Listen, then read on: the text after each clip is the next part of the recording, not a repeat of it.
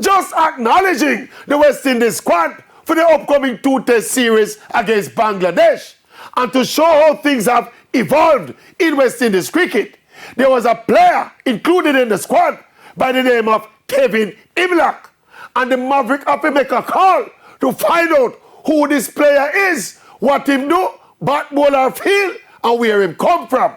I was told he's a wicket-keeper batter from Guyana who played in that winning under-19 team with Shimron Hetmeyer, Azari Joseph, and Casey Carty. Me say, all right, I hung up the phone.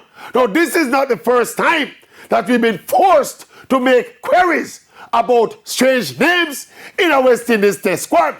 Signs of the times with West Indies cricket. And of course, when the first test begins, we can't guarantee that most of us gonna sit and watch a whole session, much less a whole day, much less a whole test match. The least we can do is every day we ask the score.